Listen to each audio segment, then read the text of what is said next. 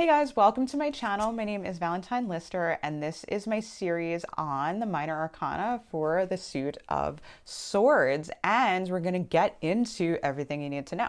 So we're going to get into the secret symbolism of the card, the major arcana rulers of the card, which ties into the astrology, which will help you understand this card, as well as the upright and the reversed meanings. But before I get into it, I just wanted to let you know about a discount that I'm offering for readings with me. So right now I'm offering $20 off your very first reading by using the code 20 bucks. And this code is valid until December 31st, 2021. And to use that and to book, you can go to my website, valentinelister.com. I'll also put the info in the description box below so you can get it there. And what I offer a tarot card reading, I offer an astrology birth chart reading, and I also offer a combination of the two. And it's a live Zoom session, one-on-one between the two of us. And so again, if you're interested in that, there's a link in the description box below. All right, guys, so let's get into the Four of Swords. Okay, so the Four of Swords, so I gave this card a little nickname to help you understand it, introduce you to it, and I like to call this card, Let Me Sleep on It. Okay, so I'm gonna get right into the rulers of the card, and it's connected to the astrology of this. So we have the god or goddess, right, of one major arcana card wearing the zodiac sign costume of the other card. This god or goddess is playing dress up. So who is this? This is Jupiter. Wheel of Fortune is connected to Jupiter in Libra, represented by this Justice card over here. And we're going to use these cards to help us explain the Four of Swords, because if Jupiter is wearing the costume of Libra, how is that going to show up? What is that going to look like? Well, we have the Four of Swords to help us understand what it's actually going to look like for our everyday life. And for astrologers, this card is associated with the last decan of Libra. Now, don't write this down. You don't need to take notes. I have it all written down for you. I have what's called a tarot and astrology cheat sheet, and I have the link to that in the description box below where you can get it as a thank you for signing up for my mailing list. Okay, so for this card, I'm gonna go right into color symbolism. I've been more incorporating the colors in the hidden symbolism, because it really helps a lot, especially with these minor arcana where they don't have as much symbols as the major arcana. So, and it also helped me understand the card really well. That's why I want to bring this up. It helped me to see the connection. So bringing in the Wheel of Fortune card, the first thing I noticed, right, or one of the things I noticed in the Four of Swords is that this background is all gray and then there's yellow. So it made me think of these gray clouds and these yellow figures here. So let me tell you my thinking on this. So gray represents wisdom, and it represents these wise clouds where all the saints are hanging out, the four apostles, and the four fixed zodiac signs. But gray is also the color of these pillars of justice, right? The solid pillars of justice are gray, and we have this gray here, gray theme in the Four of Swords. Then the next thing is we have a ton of yellow here. It's like all yellow on the bottom with the knight in his tomb. And so it's connected to, right, these four saints, four apostles, like divine figures, and this little snake here representing the monster Typhon. And so then I get to thinking about this knight's life, and especially connecting the snake in with these scenes, it makes me think this guy experienced life. He's a knight. He went out and fought things, and he was brave, and he also lived by a moral code. So the moral code is something that is connected very much to Jupiter in the Wheel of Fortune. And so this knight here, when he was alive, had to navigate a lot of ups and downs in life that fortune brings, right? With fortune, we have ups and downs in life, and it goes up and down and up and down, and life is one big roller coaster ride. And if you can get down with that, life is pretty good. You're feeling pretty Jupiter. If you can see the connection in the cycles of life, you're feeling pretty optimistic about it if you see a pattern and a reason to it and the joy in this ride of life. So like this Sphinx with the sword on the top, this knight with his moral code and with going out and fighting, he used his personal will to have victory over the experience. This Sphinx has victory over his experience in this night. I think he did pretty well because he's in this like pretty nice like tomb here being honored, right, for his service.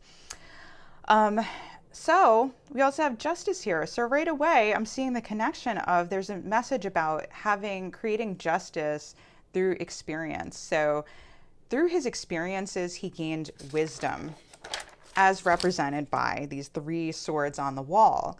So, and these three swords are like perfectly balanced, like the scales of justice, right? And then we have this fourth sword down here that he's laying on. And I can't help but notice that this Sphinx here, he's holding a sword and it's pointing to this eagle here. This eagle can represent Jupiter. It does double duty because it represents like Scorpio, the eagle. It represents an apostle.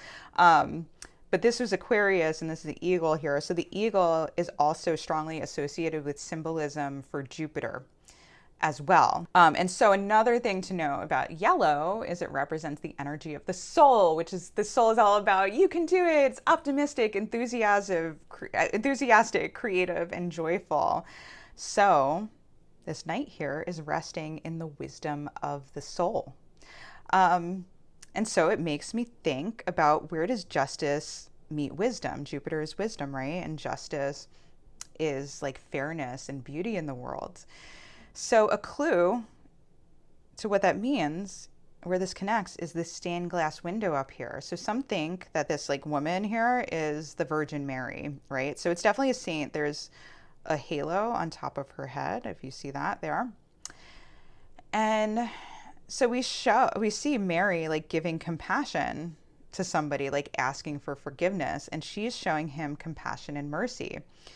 So justice through the eyes of wisdom shows mercy and compassion. So through experience, this knight knows that he's struggled at times to do the right things. He had to make some hard choices. And also, he has faith in people. Jupiter is all about faith. He has faith that people are doing the best that they can with what they know. Because also with Libra and connected to the energy of the minds, Libras have this natural ability to pick up on what people are thinking and to understand them on a deep level, to understand what kind of mess is going on in their mind and to really love that and appreciate that about people and how everyone has different perspectives. So he sees a connection. Jupiter is also all about connecting things, right? We see a connection and a pattern in this beautiful tapestry of life. And so with Libra, it's seeing that everyone's perspectives are valid, right? Because it's seeing beyond, there has to be, right? And to be able to see that everyone's opinions are valid, right? Because I know some of you probably watching this video, like not everyone's opinion is valid. Some people's opinions are wrong. Some people's opinions suck. But Libra is looking beyond that. So Libra, or justice, is also associated with death, just like this knight is in his tomb. Right? Because in order to respect and see everybody's viewpoints as an equally valid experience that someone is having, we're going to have to die to our own ego, in a sense, right? We're going to have to kill our personal viewpoints, beliefs, and the things that we think is true. Like, we're going to just have to quash that, like set that aside, put that in a little box, like let that feistiness die so that we can look beyond and look with objectivity about beyond our personal beliefs. So at the end of the day, Jupiter in Libra loves people, right? The Four of Swords, this is all about also a love of people and the ability to see all viewpoints and love the experience of seeing both sides, and even loving the conflict in that when you see a conflict, you're able to see the happy medium and how these two people connect, and how they can come together, like to see these two opposite viewpoints that have nothing to do with each other. And then seeing where these two opinions connect and where they can come in harmony in a way that is just and fair. Okay, so I'm going to get into the numerology before getting into the meaning. So the Four of Swords is connected with the four. Hello. Okay, so fours represent a foundation, a square. So putting things into structure, work, action, struggle, conflict, toil, and law and order. Sounds a lot like what this knight was probably dealing with. It's also connected with the four elements or four seasons and those cycles of life. Okay, so the upright meaning of this card. So if you get this upright, the meaning is all about seeing the value in other people's opinions and seeing them objectively. So having a difference of opinions doesn't make one person right and the other person wrong. It just makes them different. So there's an issue with a relationship, a conflict, a negotiation, legal matter, or contract.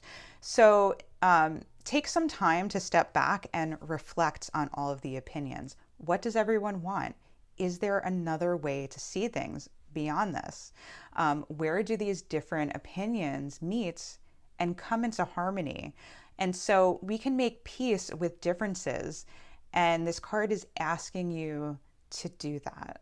Okay, so the reversed meaning of this card. So if this card comes out reversed, what does it mean?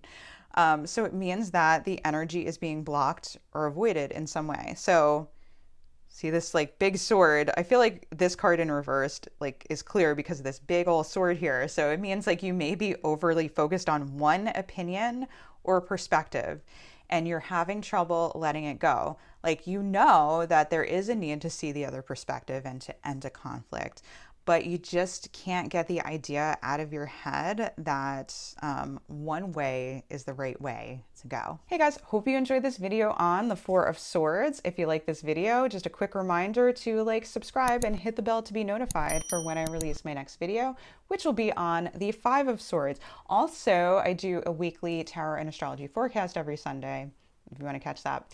And if you want to catch up on the videos that I've already done for the Minor Arcana, I'm going to leave a playlist for you right here, as well as a related video I think you'll like up here. All right, guys, love you so much. Take care. Bye. If you like this video, make sure to like, subscribe, and hit the bell to be notified for whenever I release a new video every single week.